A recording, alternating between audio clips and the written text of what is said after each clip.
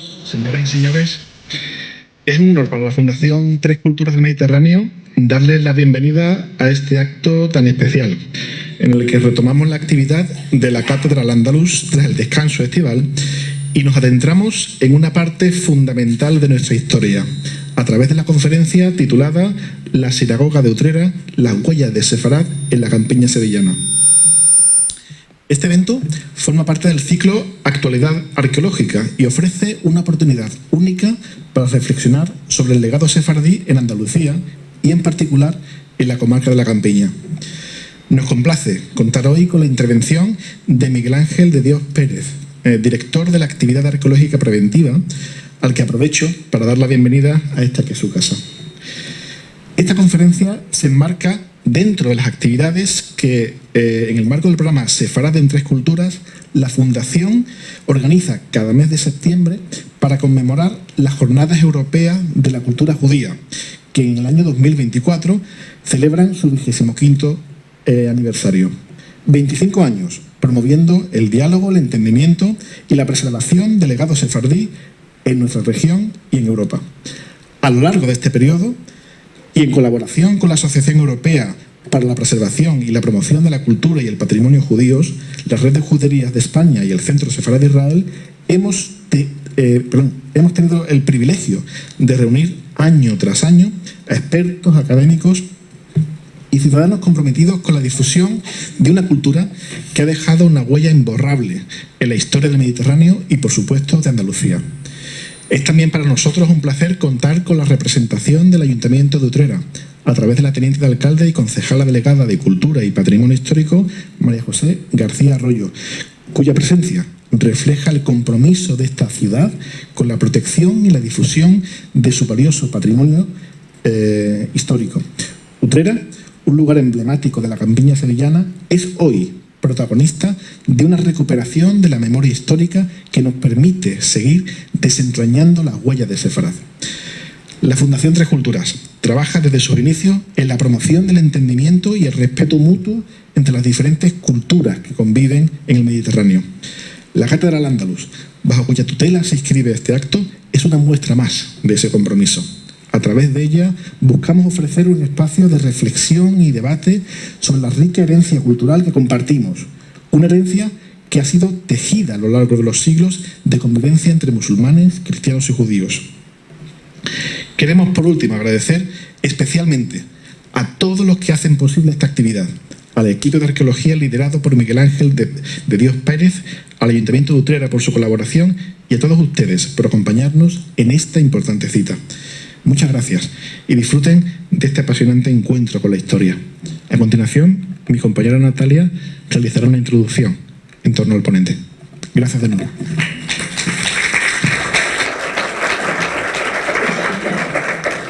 Buenas tardes. Como ha dicho mi compañero Antonio, yo voy a hacer una breve presentación del ciclo que inauguramos hoy y de la trayectoria profesional del ponente que nos acompaña.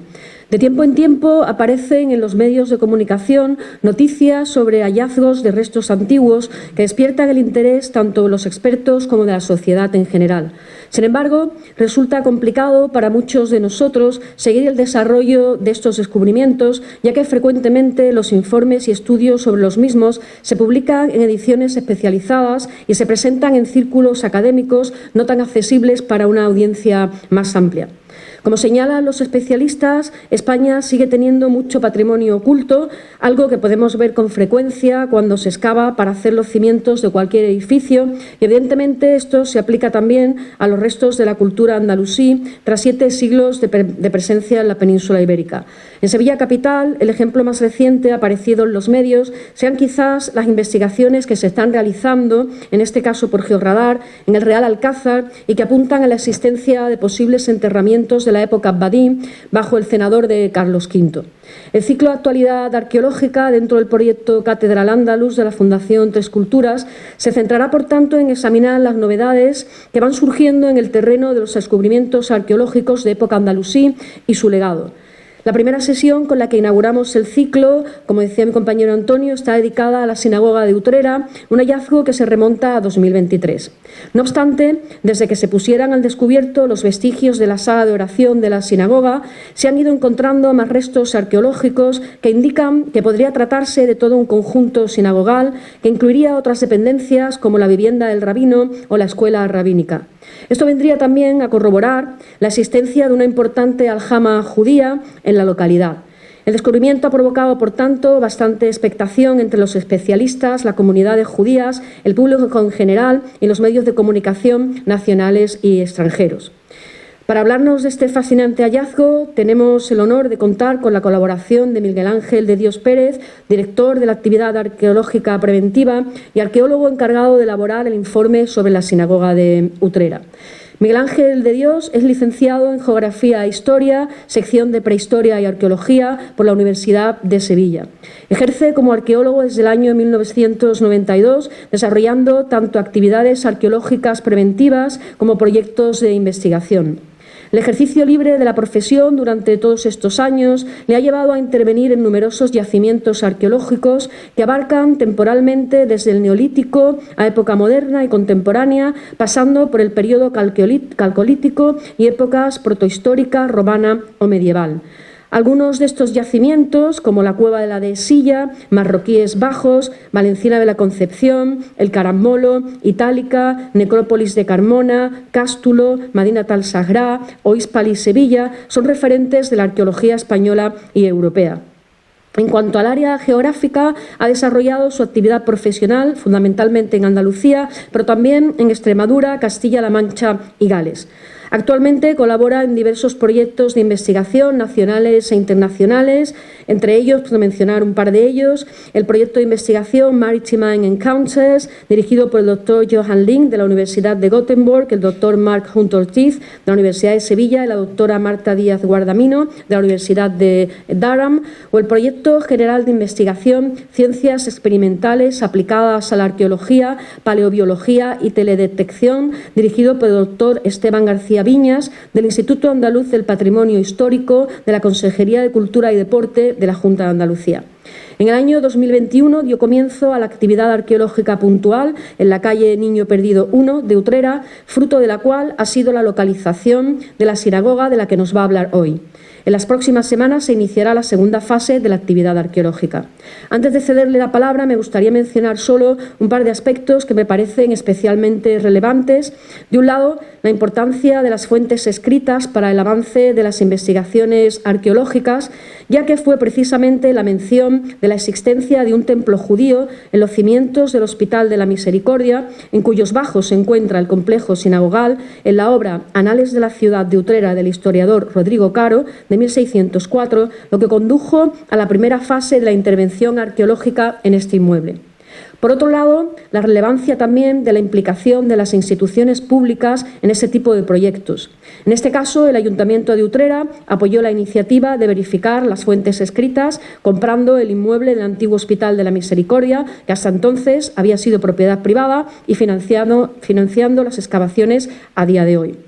Desde la Fundación Tres Culturas acogemos con entusiasmo esta iniciativa que no solo abre un amplio campo de investigación sobre el propio edificio sinagogal y la aljama judía de Utrera, sino que supone una contribución importantísima y significativa a la recuperación y el conocimiento de la cultura sefardí y su legado en nuestro país. La ponencia, como es habitual, tendrá una duración de unos 45 o 50 minutos, tras lo cual abriremos el turno de preguntas para el público. Les dejo hasta entonces con el ponente, Miguel Ángel de Dios, al que agradecemos en nombre de la Fundación Tres Culturas que está esta tarde con nosotros. Muchas gracias, Miguel Ángel. Muchas gracias. Buenas tardes. Muchas gracias, Natalia.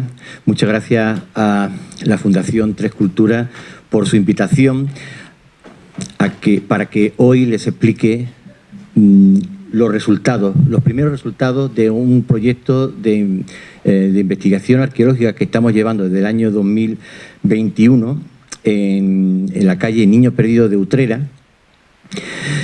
por un equipo de arqueólogos que, bueno, Voy al frente porque alguien tiene que ir en primer lugar, pero codirige este proyecto Rocío López Serena, forman parte del mismo también Pina López y Margarita de Alba también, encargándose en concreto de fotogrametría y de documentación con dron.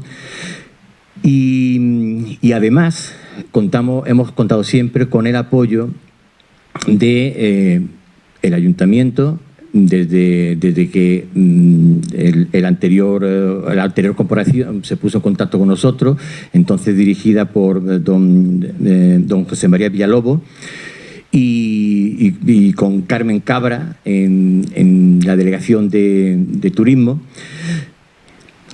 Hoy ese apoyo sigue siendo muy importante con la actual corporación. En este caso dirige don Francisco Jiménez y que también hoy aquí está con nosotros doña María José García como delegada del área de humanidades, que también decía es una apuesta decidida y un apoyo decidido que facilita muchísimo nuestro trabajo.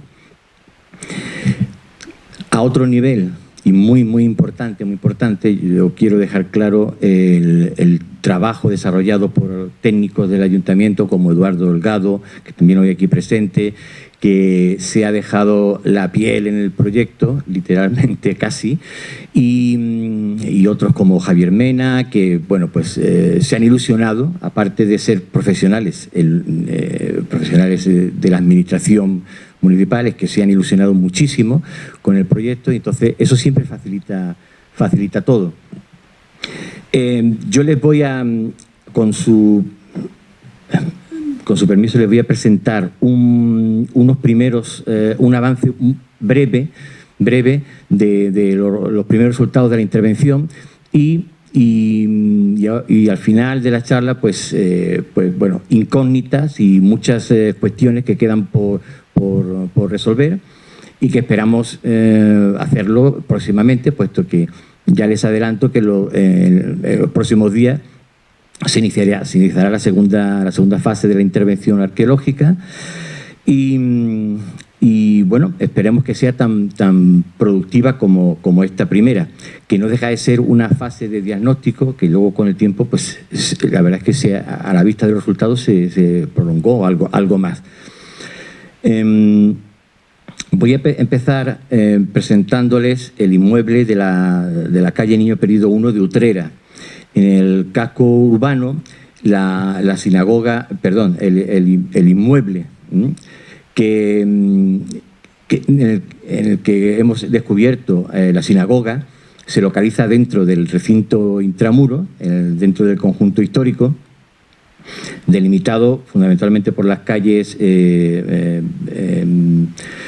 Niño Perdido, Fray Cipriano de Utrera y Menéndez Pelayo, pero en un entorno que excede ese límite físico, un entorno muy particular, como puede ser la misma plaza del Altozano, y bueno, una serie de calles, de viario, hoy no reconocible, hoy no visible desde la calle, pero que ahora se los presentaré, y que nos hacen entrever, a poco que lo analizamos, entrever la ubicación más que posible ubicación de la judería de Utrera. En este plano del plan especial pueden ver, por darles solamente un pequeño, unas breves notas históricas, pueden ver ustedes en naranja la propuesta de los redactores del plan para la primitiva cerca amurallada de Utrera. Posiblemente Utrera en estos momentos, en el siglo XIII, siglo XIV, no es más que la torre del castillo, ni siquiera el castillo completo tal y como lo vemos hoy, sino la torre, y a finales ya en el siglo XIV, siglo XV, es cuando se construye el resto del recinto amurallado, que correspondería con la mancha verde que ustedes pueden ver ahí. En este plano del siglo XVIII nosotros ya podemos reconocer gran parte del viario y de plazas que hoy vemos en Utrera. El castillo, esa sería la única puerta hoy en pie de la muralla de Utrera, aparte del portillo que da paso a la calle Niño Perdido, que vamos a ver enseguida. Este inmueble está recogido en el planeamiento, tanto en el PGO como en el planeamiento, en el plan especial, perdón, está recogido, tiene su cautela, en este caso en el plan tiene una catalogación B, y su sustrato, todo aquello que está bajo rasante, tiene nivel de protección 1. Esto, lógicamente, implica que a la hora de intervenir en él, pues requiere de las oportunas autorizaciones para una intervención arqueológica. En este caso fue una intervención arqueológica puntual, una actividad arqueológica puntual. En este plano pueden ver la propuesta que se hace en este mismo plan especial de la ubicación de la judería de Utrera. Este es el inmueble tal y como ha llegado hasta nuestros días. El acceso al norte, en la parte superior de la pantalla, el acceso se hace hoy desde la calle Niño Perdido. Ustedes ven, creo que se ve el puntero, ¿no? Aquí ven el patio, un claustro, la iglesia, con las 3 naves, la central, Evangelio y la de la Epístola, y aquí hay adosadas, hoy es un solar, había adosadas unas viviendas. Cuando nosotros entramos en el edificio ya estaban demolidas. Aquí tiene la cautela arqueológica del subsuelo, y en este caso, como pueden ver, pues tiene el grado máximo.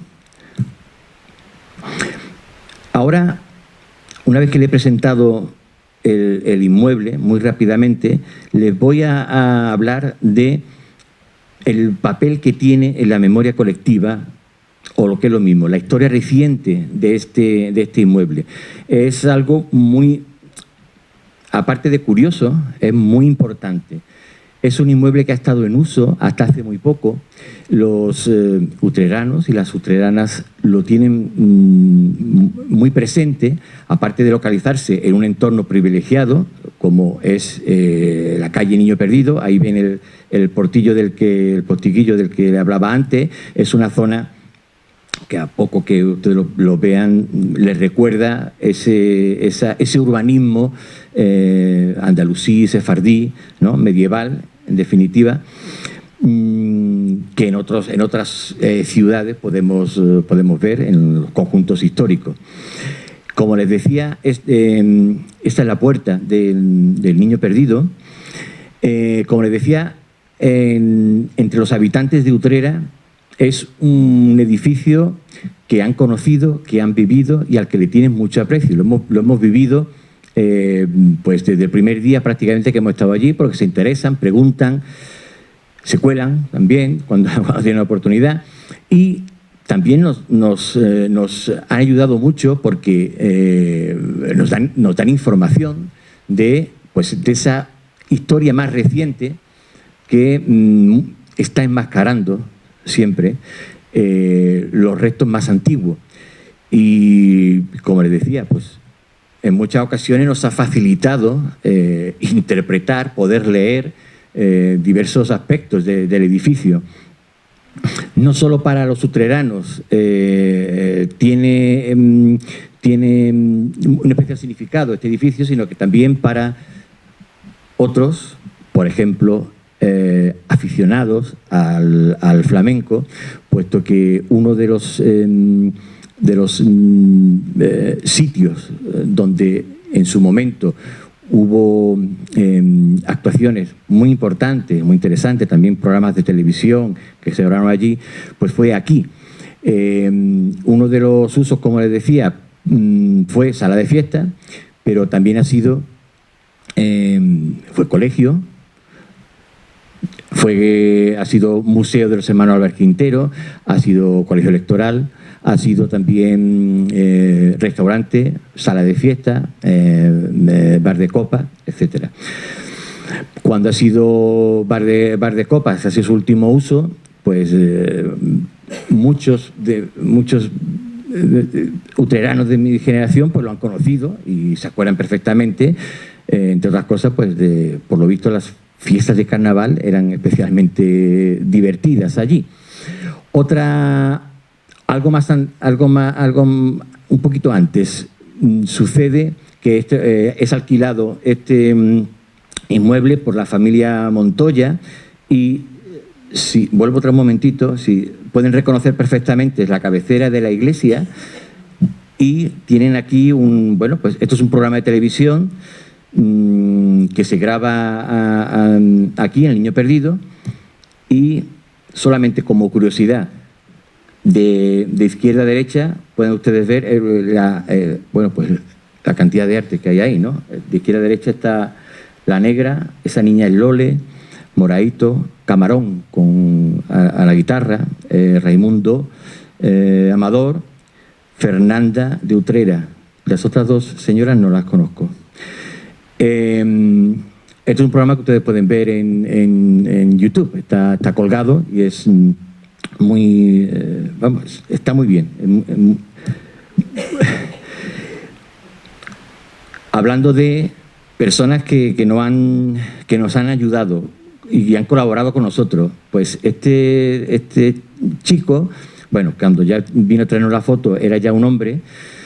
Este chico resulta que es el hijo de la portera cuando era un colegio este edificio, y él fue el que nos habló, por ejemplo, de esos azulejos que hoy no se ven porque están tapados por otros azulejos, los que él está pisando, donde hay una serie de números que él no me supo decir exactamente a qué se debían, pero en cualquier caso han venido otras personas a contarnos, pues, que daban, un profesor, recuerdo ahora también, que nos indicó dónde estaba su clase, cómo estaba dispuesta, las bancas, dónde era el recreo, etcétera, etcétera, ¿no? Esto, en definitiva, nos dice que dos cosas. Primero, el uso conserva. Esto es un axioma que lo hemos oído muchas veces y que aquí en El Niño Perdido podemos confirmarlo. Ese uso, a lo largo del tiempo, continuado hasta el siglo XX, pues ha permitido sin ninguna duda que ese edificio se conserve y que no haya sufrido pues una sustitución inmobiliaria y que se haya quedado en más o menos buen estado, haya llegado, perdón, hasta nosotros. La otra cuestión importante es que este edificio no hace falta presentárselo a los ciudadanos. Lo conocen perfectamente y se interesan y les gusta saber qué es lo que hemos encontrado allí, qué es lo que había antes, qué es lo que había, pues por ejemplo, en tal sala, en el servicio de señoras o en el servicio de caballeros, donde hemos estado trabajando. En fin, esto siempre es muy gratificante. Ya aprovecho y le adelanto que junto con la nueva fase, en paralelo se va a poner un proyecto que se llama Abierto por Obra, que va a consistir precisamente en ya hacer accesible el edificio a los visitantes mediante visitas guiadas, incluso estando nosotros allí trabajando, para que puedan conocer lo que ya hemos hecho y lo que estamos haciendo. Ahora entramos directamente al inmueble tal y como nosotros nos encontramos antes de empezar con la actividad arqueológica. En este plano pueden ver su configuración con el acceso desde arriba, desde el norte, el claustro. El claustro está, ahora lo verán en las fotografías, está parcialmente oculto. La iglesia con 3 naves y el espacio, hoy es un patio que queda al sur y al este. Perdón. Este es el claustro. A la derecha al fondo pueden ver el acceso a la iglesia. Aquí pueden ver lo que les comentaba hace un momento, cómo este cuerpo que tenemos delante, pintado de azul o de celeste y naranja, está parcialmente ocultando la arquería original del claustro. Una de las galerías, con el colorido que tenía el edificio, llamó la atención, nos llamó siempre la atención, pero bueno, una vez retirado, nos ha permitido leer muy bien la historia del edificio. Era uno de los objetivos, ¿no? La lectura de paramentos. Otras vistas. Este es el cuerpo del que le hablaba. Está previsto, no lo sé, quizás Eduardo lo sabrá, que próximamente también se intervenga en él para retirarlo y poder recuperar la fisonomía original la configuración original del claustro. Esto sería las galerías superiores. La iglesia. Estoy mostrando fotografías del estado en el que nos encontramos. Una vez ya abandonado su uso como bar de copa, el artesonado, un artesonado que las primeras investigaciones que se han llevado a cabo por especialistas como Juan Antonio Fernández Naranjo, de la Delegación Territorial de Cultura, bueno, pues apuntan a que es original, muy posiblemente del siglo XVII. Extrajimos muestras para hacer carbono 14 y estamos todavía esperando los resultados, no se lo puedo confirmar. Y en cualquier caso, de muy buena calidad, a pesar de que ese verde, esa pintura acrílica verde, pues no le hace mucho favor. Utrera tiene, ustedes lo saben seguramente, una tradición de artesonado muy importante. Uno de ellos, por ejemplo, es el de Consolación. De hecho, nosotros tenemos localizadas citas que hablan de la fama que tienen en el siglo XVII los carpinteros de lo blanco en Utrera, construyendo este tipo de artesonado.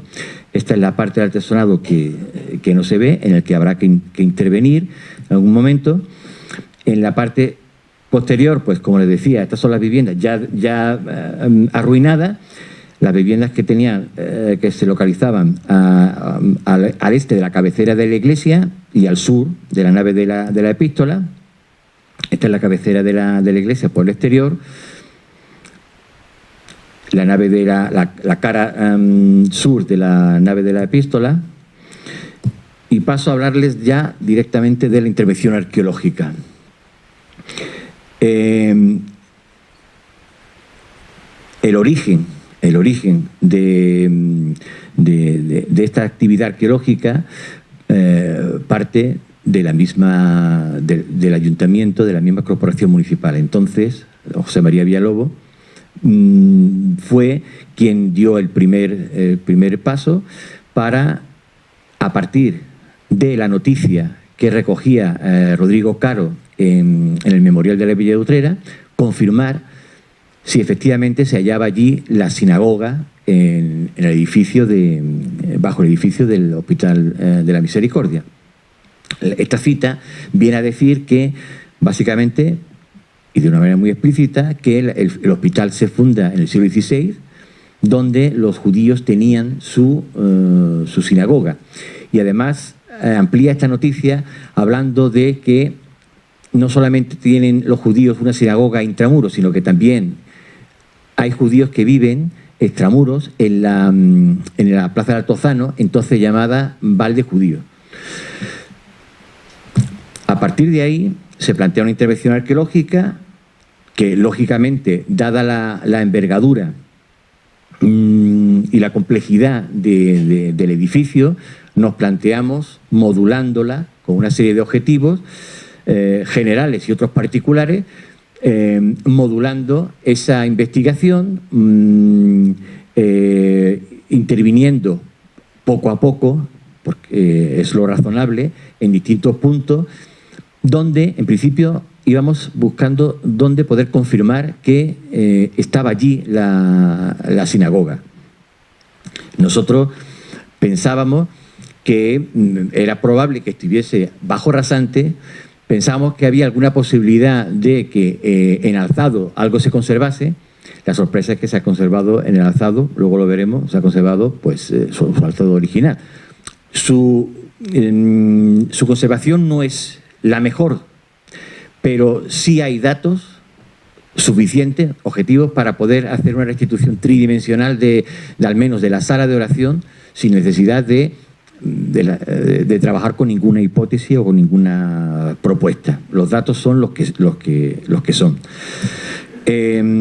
Para la metodología, pues en este caso, pues contábamos fundamentalmente bien con análisis de estructura emergente, todos aquellos muros que se conservaban en alzado, así como sondeos, planteamos también hacer sondeos bajo rasante. Algunos de estos sondeos, la mayoría de estos sondeos se llevaron a cabo, algunos de ellos se modificaron por otro a la vista de los resultados que íbamos obteniendo. Estos son los 4 sondeos que finalmente se hicieron. El sondeo 1 está en el patio exterior, a los pies de un arco, que se lo voy a marcar aquí, ahora lo vamos a ver. Este es el arco. Es un arco de herradura con alfiz que pensamos que puede ser el acceso original de la sinagoga, no por aquí, que es por donde actualmente se hace desde la calle Niño Perdido al hospital. Hicimos el sondeo 2 aquí, también para confirmar en ese punto la estratigrafía, lo que teníamos bajo rasante. En el sondeo 3 era desde primera hora el más interesante, o el que más esperanza teníamos, perdón. El que más esperanza teníamos porque de haber una sinagoga, el sitio donde, uno de los sitios donde podíamos localizarla precisamente es en la cabecera, por la orientación, la misma que un templo cristiano, y bueno, finalmente ahí tuvimos donde terminamos de confirmar los indicios que ya habíamos visto en otros sitios, ¿no? De que teníamos efectivamente una sinagoga. El sondeo 4 está aquí. Esto es el antiguo servicio de señora, y en él, luego se lo enseñaré, luego vimos una cripta, y es hoy, entonces, lo que tenemos ahora mismo es una cripta, pero no deja de ser uno de los 2 posibles lugares candidatos a encontrar uno de los elementos que no puede faltar en una sinagoga, que es la mikvé, o el baño ritual.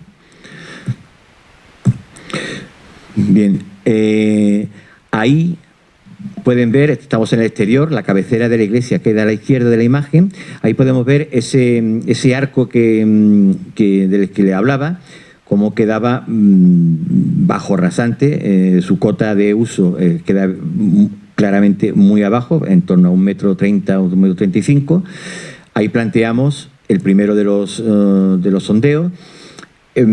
Aquí, una vez limpiado los escombros y la broza, este es el aspecto que tenía por fuera la iglesia. Todo eso lo picamos, todo eso dejamos vista a la fábrica para poder leer la historia del edificio. Esta es la cabecera. Aquí vimos una de las primeras evidencias de que la sinagoga se encontraba aquí. Ahí vemos de nuevo el sondeo. El sondeo 2 lo ven ahí, esa mancha negra que se ve al fondo, el sondeo 2. Y bueno, como les decía, esta es la cabecera de la iglesia, y aquí pudimos observar un recrecimiento de la techumbre sobre este arco, que es el arco de la actual hornacina que recogería el retablo en época barroca. Y justo encima vemos aquí dos líneas, esa es una, falta la cumbrera, y aquí la otra, es la cubierta a dos aguas de la sinagoga. Es decir, se conserva su alzado original, al menos en el testero. Por encima, el recrecimiento de época barroca del siglo XVII y XVIII y la construcción del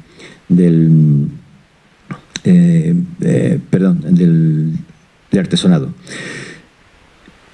Al principio nosotros vimos aquí dos fases. Todavía no podíamos decir que correspondía a la sinagoga. Luego lo supimos una vez que averiguamos, confirmamos cuál era la fábrica que correspondía al siglo XIV y al XV, por tanto, a la sinagoga.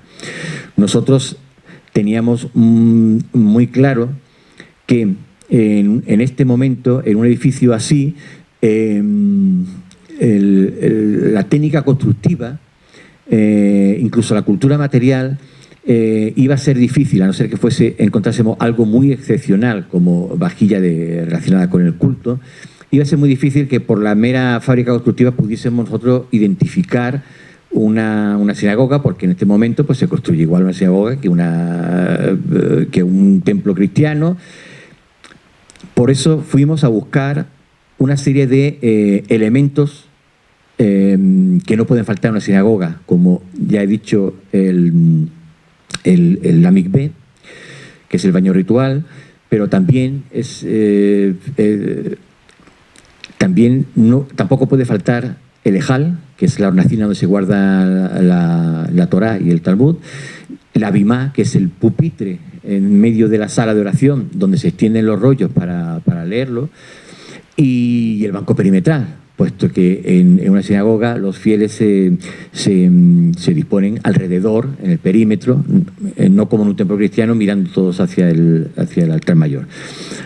Por último, el espacio reservado a las mujeres es algo que tampoco puede faltar en una sinagoga. Aunque la tipología, ya lo veremos, varía mucho. No siempre es el mismo, no siempre es como, por ejemplo, podemos tener una idea, pues por poner un ejemplo, en Córdoba, ¿no? No siempre es en alto, una galería alta. Sí suele coincidir que el acceso de hombres y mujeres es siempre diferente. Este es el arco del que le hablaba antes, posiblemente el acceso, pero no desde el acceso original, pero no desde donde lo estamos viendo, sino desde atrás. Ahora les enseñaré, este ya es el arco, que como pueden ver, pues tiene distintas fases de cegamiento, con otro, ¿no? Se abre se construye un nuevo vano más pequeño. Aquí ya a nivel de cimentación, donde lo podíamos fechar, este arco nos dijo algo muy importante, y es que pertenece a una segunda fase de la sinagoga. Perteneciendo a la sinagoga, siendo del siglo XV, pertenece a un momento, no es el fundacional, sino un momento posterior. Es decir, tenemos al menos una primera fase del XIV y otra del XV. Ahí tenemos otro arco, uno de los objetivos para la siguiente campaña, que aquí no pudimos terminar de verlo, lo tenemos que ver dentro de la sala de oración. Este es el adarve del que yo le estaba hablando antes. Este adarve hoy no tiene acceso desde la calle porque está dentro de una propiedad privada. Posiblemente esto es la entrada original, como pueden ver, es un adarve que al fondo se abre. Las ventanas que ven aquí a la izquierda son las que dan al patio del niño perdido. Al final de ese pasillo se abre,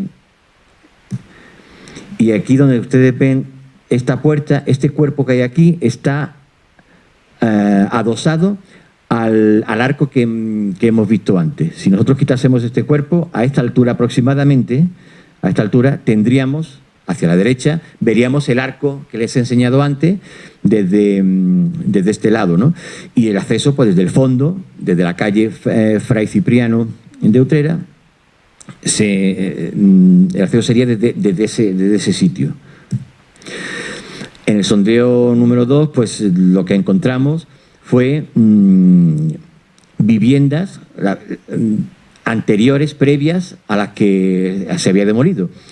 Entonces, esto se debe a que la cota que ven ustedes abajo, que corresponde con la del siglo XVIII, fue subida, se subió de una manera muy rápida a raíz de el alcantarillado y del nuevo alcantarillado del viario.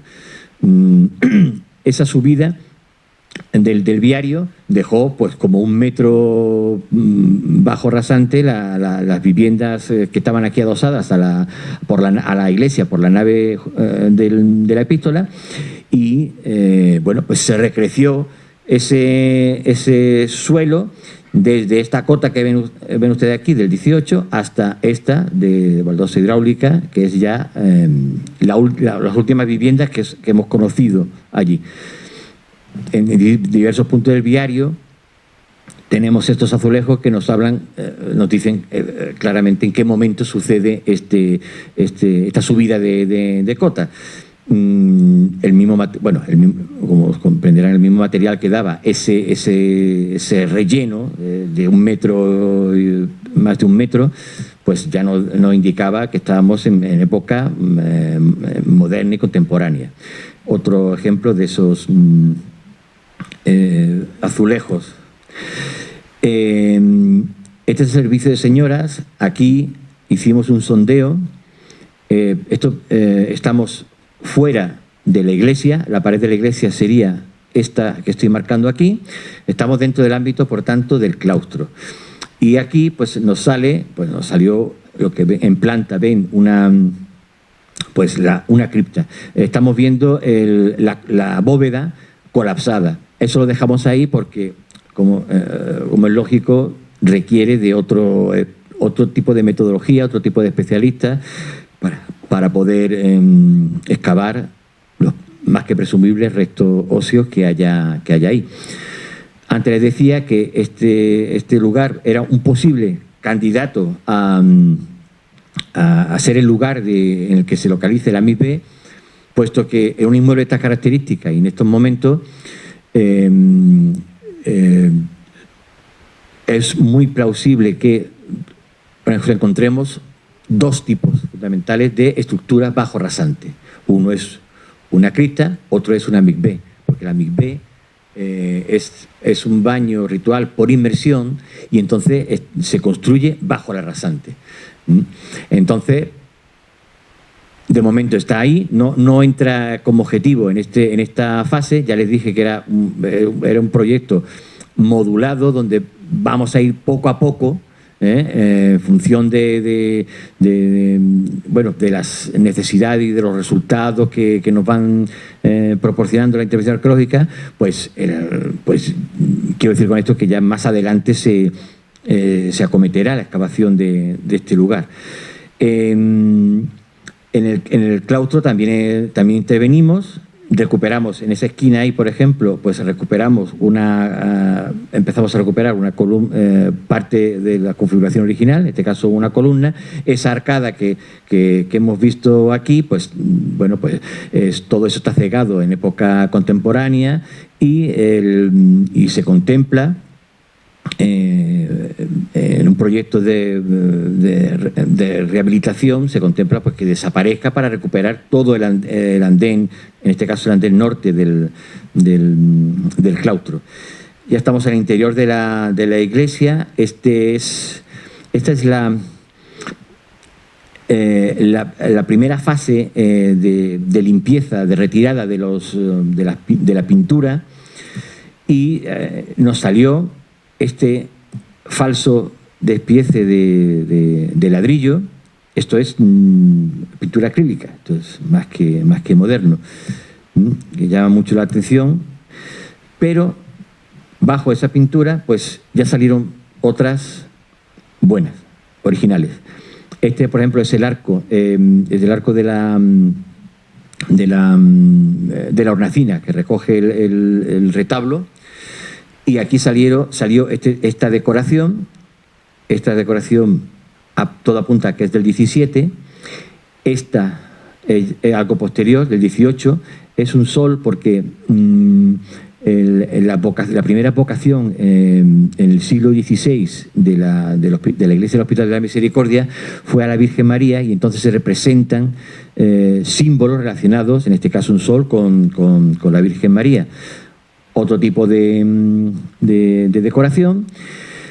Aquí paramos nosotros igualmente, como nos sucedió con la cripta, esperando a que en otra fase, en otro momento, pues los especialistas intervengan en ello para recuperar y devolver y poder hacer visible de nuevo el resto de las pinturas que sabemos, también por noticias de personas que han ido allí, que sabemos hasta dónde llegan, porque lo han visto antes de que fuese pintado, cuando fue sala de fiesta.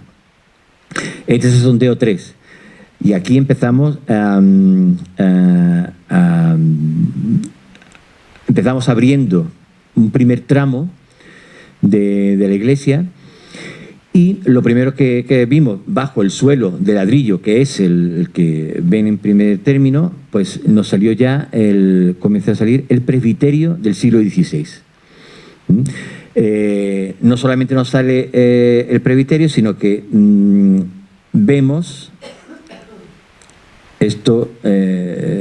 Rocío López lo conoce muy bien, porque la compañera, ella fue la que estuvo al tanto de este expediente.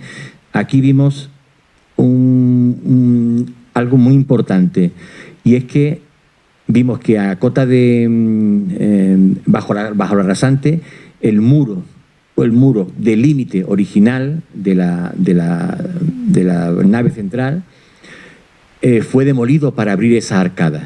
Es decir, que en el siglo XVII los muros laterales, el norte y el sur de la nave central de la iglesia, se apean y se abren, se demuelen parcialmente para introducir esas arcadas que estamos viendo.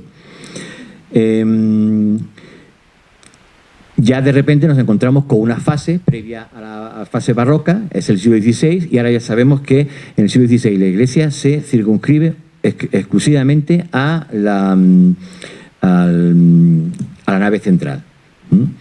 En este lado volvimos a ver la cimentación que cerraba. Aquí, bueno, pues con un poco de buena vista se puede ver con la rotura y la reparación, ¿no?, del muro original.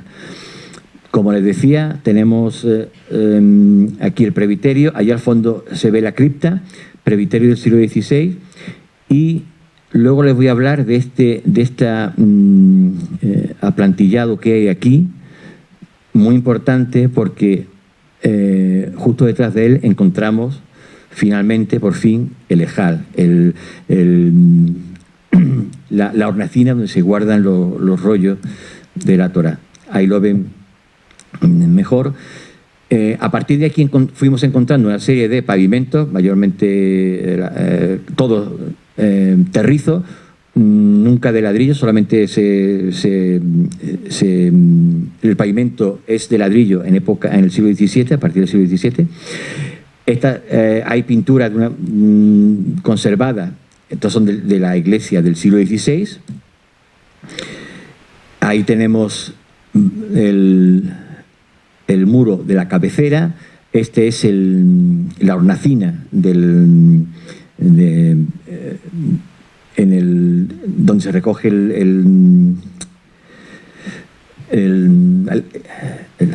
lo diré, se me fue la palabra.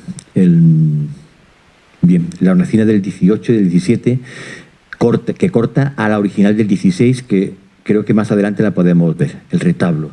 Bueno, pues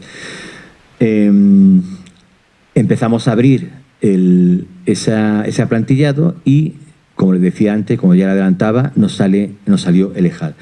Del ejal se conserva hoy muy poquito, es esta esquinita de aquí. Esto está enlucido. Bueno, pero todo esto también está parcialmente abocinado, todo esto es original, y está todo oculto bajo ese muro. Realmente está oculto, primero porque está relleno La hornacina está rellena con ese mortero. Luego tiene un muro por delante, que es este que vemos aquí. Y luego, por último, el aplantillado. Y luego todo eso estaba enlucido. Es decir, la intencionalidad de borrar lo judío es más que clara. De hecho, nosotros no hemos podido avanzar mucho más porque está muy duro, está cegado a conciencia y bueno, y está enlucido por dentro. No hemos visto decoración, pero sí hemos visto que está enlucido. Bueno, lo dejaremos a los restauradores para que lo hagan con equipo y herramientas más precisas para poder algún día ver liberado, ¿no?, el lejal. En cualquier caso, no se conserva mucho. En alzado ya no se conserva desde aquí porque esto está ya perdido. De esta línea para arriba está perdido por la hornacina barroca. Pero bueno, aún todavía nos queda aquí por ver el fondo y ver por delante. Hay un detalle del enlucido, como les decía, aquí se conserva, no se ve muy bien, pero bueno, se conserva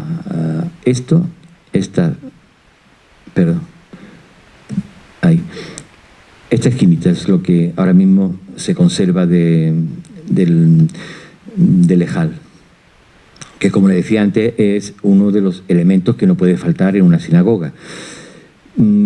A partir de este momento, nosotros empezamos a intervenir pensando en propuestas de posible puesta en valor, en la manera de explicar de una forma fácil qué es lo que había sucedido allí. Entonces decidimos excavar solamente la mitad de la derecha que ven ustedes y fuimos reservando, no solamente también por un criterio lógicamente, de preservar todos los elementos de toda la historia del edificio, porque todos pertenecen a su historia, sino también, como les decía, para contrastar los diversos momentos, las diversas épocas por las que había pasado el inmueble, dejando a partir de ahora, de la mitad hacia la izquierda, dejábamos el templo cristiano y de la mitad hacia la derecha seguíamos buscando la sinagoga. Esto ya, como se pueden imaginar, estaba ya olía mucho a sinagoga, pero incluso el lejal teníamos en algún momento alguna duda por si podía ser una hornacina previa, pero en fin, luego terminamos por confirmarlo, como decía. Otra muestra, en esta sí se ve un poquito mejor el enlucido. Luego le voy a mostrar un paralelo para que se hagan una idea de cómo podía ser. Por ejemplo, este es el lejal de la sinagoga de Íjar. No sabemos si el nuestro era así, pero empezando porque no tiene esa decoración en el marco de yesería, pero podía ser perfectamente rectangular a partir con muy poca imaginación, a partir de este ángulo, seguramente hacia arriba, se pueden hacer una idea de cómo se desarrolla el lejal, que no es más que una hornacina. En muchos casos es un armario de madera, ni siquiera es un hueco en la pared, pero en cualquier caso la zona más sagrada en el templo, como en el templo judío, como puede ser, por ejemplo, el sagrario en un templo cristiano, lugar donde se guardan, como les decía, los rollos de la Sagrada Escritura, y que además suele recibir un tratamiento especial a la hora de su decoración. Este es el de la Sinagoga del Tránsito. Nosotros no hemos tenido la suerte de encontrar nada así. Si nosotros conservásemos algo de esto, nosotros tendríamos esta esquinita de aquí, un poquito nada más aquí. Pero no hemos encontrado nada, restos decorativos que puedan recordar mínimamente a este tipo de decoración. Bueno, pues seguimos bajando en la mitad sur de este sondeo y ahora vamos por fin a encontrar un elemento de estos elementos que les decía antes que no faltan en una sinagoga, que ya sí nos termina por confirmar que nos encontramos ante un templo judío, y es el escalón perimetral, que lo vemos aquí, parcialmente destruido. Vemos aquí la cara, y este es el asiento, y este también es original. El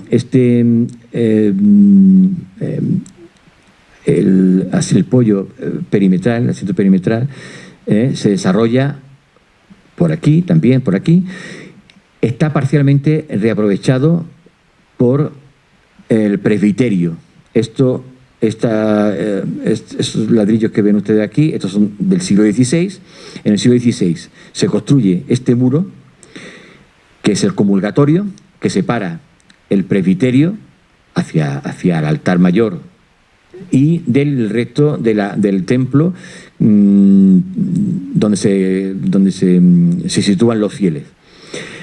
Como les decía, el presbiterio está delimitado por el comulgatorio, y como asiento reaprovecha parcialmente el banco perimetral que hemos visto aquí. Este es el original. Y tanto es así el original que tenemos aquí el último suelo, también un terrizo, el último suelo de la sinagoga, el que correspondería lógicamente a 1492, al momento justo antes de la expulsión de los judíos. Todos los suelos hasta el 18 son terrizos, árido con tierra apremazada y sin ningún tipo de baldosa o ladrillo. Aquí ven otra imagen, pueden ver aquí el banco perimetral, aquí lo pueden intuir debajo del banco del presbiterio.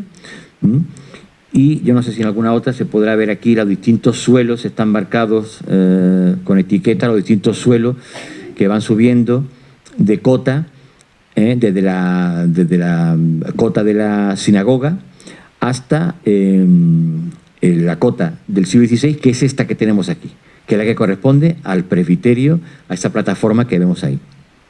La sinagoga tiene varios suelos más abajo. No hemos conseguido agotar, no hemos conseguido llegar todavía a niveles fundacionales. Estamos en el siglo XIV, por el material que ha estudiado Pina, y esperamos en esta siguiente campaña poder llegar a niveles fundacionales y precisar más el momento en que se construye la sinagoga. Ahí ven el banco perimetral, de nuevo, con más detalle. Y otro detalle que pudimos ver al seguir bajando en la mitad sur del sondeo es la escalera de acceso al Ejal. Estamos dando como esta plataforma como presbiterio del siglo XVI, pero una vez que limpiamos aquí arriba, vimos esta línea que hay aquí, y en el lateral vimos, no sé si ustedes lo pueden ver, desde esta cota que tenemos aquí, hay aquí una escalera, suben aquí los escalones, aquí faltaría otro que no se ve por el lucido, hasta llegar ahí.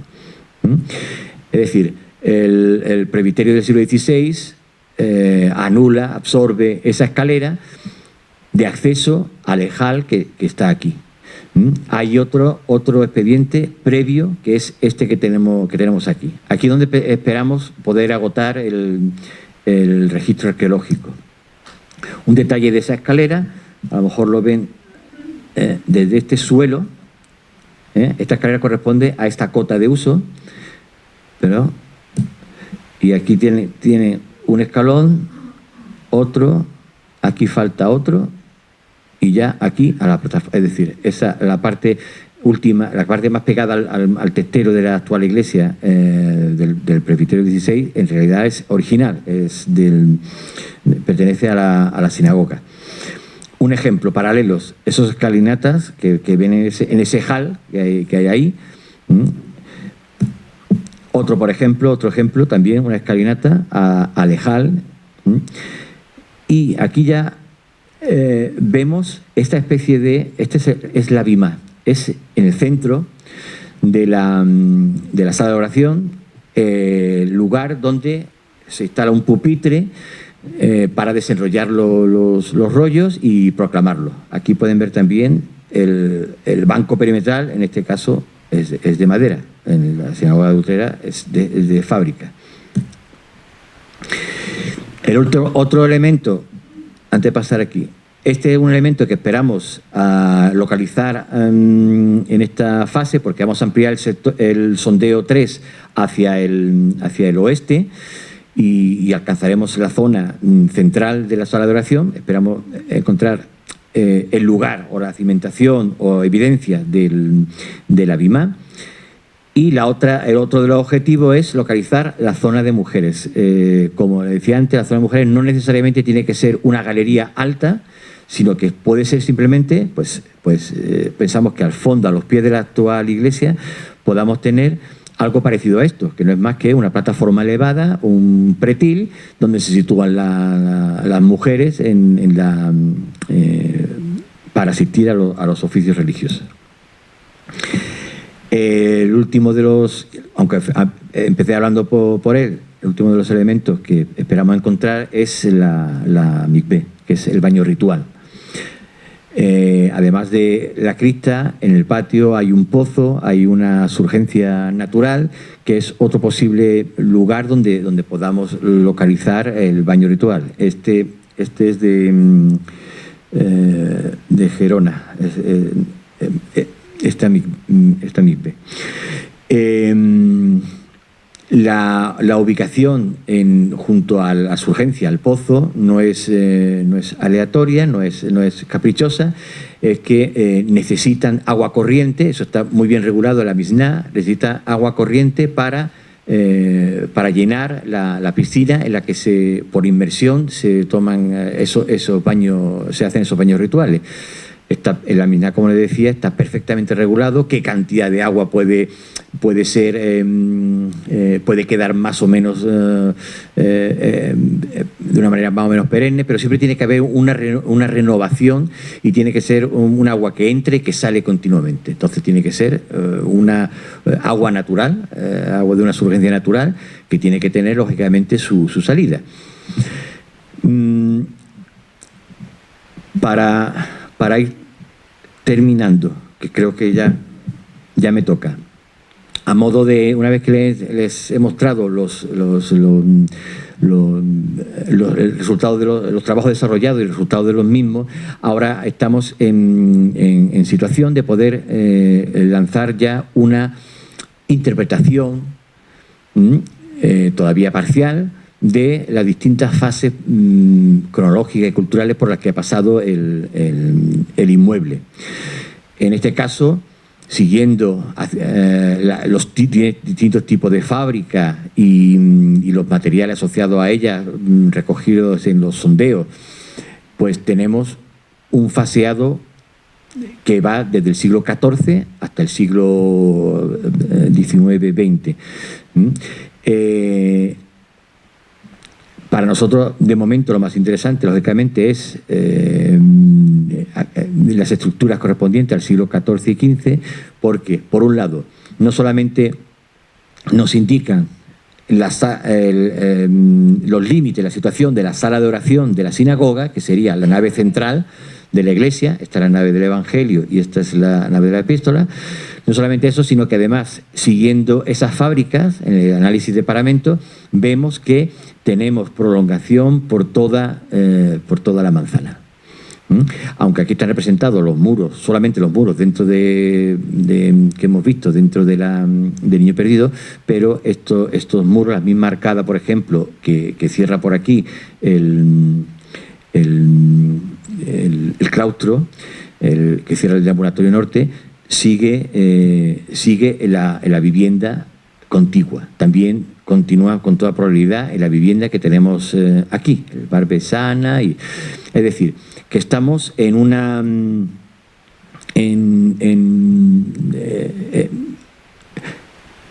situación no es la ideal para poder recuperar la configuración completa, pero sí estamos en una situación buena para afirmar de que estamos ante un complejo del siglo XIV, siglo XV, que excede más allá de lo que es la estricta sala de oración. Esta es la sala de oración, estos son asociadas a los muros del siglo XIV, siglo XV, a las estructuras del siglo XIV y XV. La primera iglesia lo único que hace es reproducir el espacio, no hay ningún tipo de reforma, digamos, sustancial, grande. La misma, lo que fue sala de oración ahora es iglesia en el siglo XVI.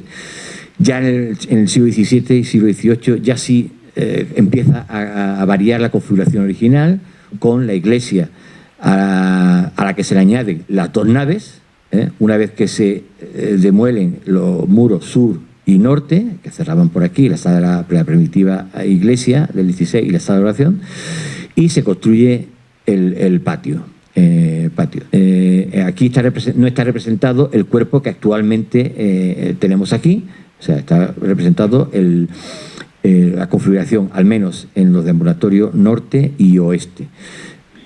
En esta campaña vamos también a ver este muro de aquí, para confirmar si es el límite original del siglo XIV de la sinagoga, si pertenece o no, o es posterior. Este es el cuerpo que le comentaba antes, el acceso, el arco del que le hablé antes, es por aquí. Y esto, para terminar, es un diagrama muy simple de ese ejercicio del que le hablaba antes, de mostrar, en este sondeo 3 en concreto, mostrar la relación de las distintas fases, en este caso asociadas a ocultos distintos, por las que pasa el edificio. Nosotros también hemos dejado aquí nuestra fase del siglo XXI, que no es más que levantar, retirar lo que ocultaba esta peculiar historia, ¿no? Este templo, esta sinagoga judía, sefardí, que es ocupada, anulando cualquier vestigio, como decía antes, el ejal que tiene aquí, como decía antes, anulando cualquier vestigio de el uso anterior, y creando, bueno, pues como les decía, esta relación no siempre muy ¿cómo les diría? No siempre agradable, no es la palabra, no siempre pacífica. En cualquier caso, para terminar, todo esto nos pertenece, en el sentido de que nuestra cultura, a muchos niveles, no solamente a nivel patrimonial, sino también estoy hablando de gastronomía, de música, de usos, de costumbres, etcétera. Todo esto, tanto lo andalusí como lo sefardí, forma parte de nuestro patrimonio, forma parte de lo que somos. Entonces, recuperar eso y evitar que se pierda, creo que es importante, o por lo menos es lo que nos toca a nosotros. Es el contexto en el que vivimos. Ha habido contextos históricos en los que lo correcto era anular, olvidar, borrar lo precedente. Bueno,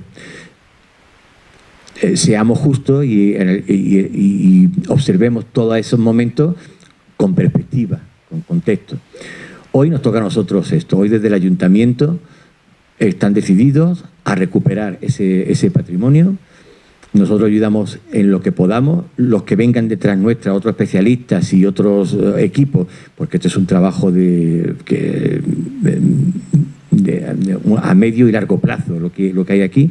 Bueno, pues todos aportarán con la idea de, bueno, pues evitar que se pierda definitivamente algo que nos dice lo que somos. En este caso estamos hablando de cultura de los sefardí, como podríamos estar hablando de lo andalusí. Y muchas gracias por su atención y espero que no haberles cansado mucho con la perorata. Gracias.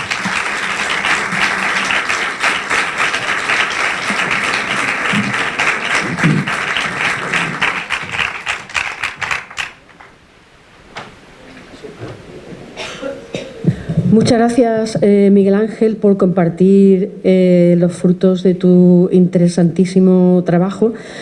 Vamos a abrir el turno de preguntas para el público. Mi compañero tiene un micrófono para que puedan enterarse todos.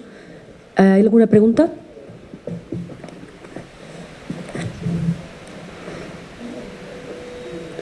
Bueno, pues pregunto yo primera, si le parece bien. Vale. ¿Hay alguna estimación de la fecha fundacional de la sinagoga? Es decir, ¿es del siglo XIV o piensa usted que quizás podría ser algo anterior? ¿O cuál es su hipótesis? Posiblemente es del siglo XIV, no mucho más, no mucho antes, porque antes de este momento todavía no hemos podido precisar exactamente en qué momento, si es fines del XIII, principios del XIV. En este caso, resulta que en ese momento, en el siglo XIII, estamos extramuros. Es con posterioridad, ya en el siglo XIV, cuando se construye el segundo recinto, y entonces cuando es más que probable que se construyese la sinagoga. Antes la Utrera, lo que es la población, prácticamente se reduce al cabezo del Castillo y Santiago. De hecho, podemos decir que Utrera se convierte en un núcleo urbano pues a partir posiblemente del siglo XIV, de época ya bajo medieval. Y quería preguntarle en relación con eso, porque en alguna entrevista suya comentaba que hay una especie de registro de las primeras familias judías que se asentaron en Utrera, sí. Que vendría a ser de esa fecha, imagino también. Sí. En el repartimiento se menciona a una serie, concretamente 26 judíos, a los que el rey les otorga tierras. Le otorga tierras de olivar en Aljarafe y le otorga tierras de pan llevar, de trigo, para trigo, en Facialcázar. Facialcázar es un despoblado hoy, ocupa el mismo lugar que la antigua Salpensa romana.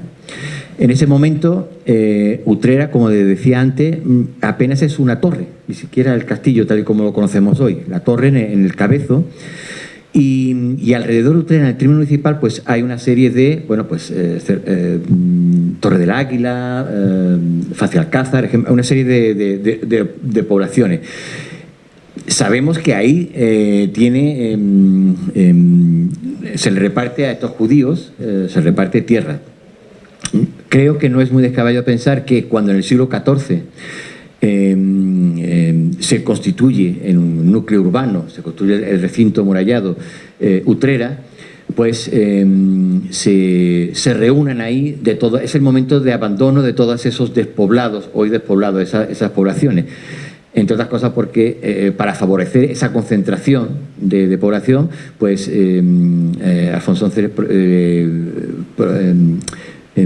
da beneficios, excepciones fiscales y beneficios fiscales a los habitantes de Utrera. Es una hipótesis, no tenemos constancia, parece más que probable. Es cierto que cuando empezamos a trabajar, las principales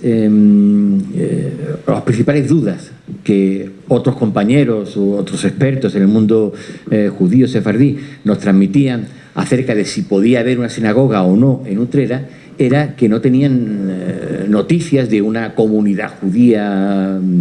El caso es que, bueno, no solamente se ha confirmado que hay una sinagoga, sino que además, muy recientemente, bueno, el año pasado, Javier Mena, hubiese gustado que hubiese estado aquí para que lo hubiese explicado a él, pues ha localizado, ese archivero en el ayuntamiento ha localizado en las actas del ayuntamiento, entre otras cosas, un aviso a los habitantes de Utrera, recordándoles que los judíos han sido expulsados, se reproduce el decreto de expulsión de los reyes católicos, y recordándoles de una manera amable que no se les puede ayudar, que tienen que irse y que no se les puede ayudar, que no se les puede ofrecer ningún tipo de apoyo y que bueno, pues que algo viene a decir algo así como que se tenga la consecuencia, que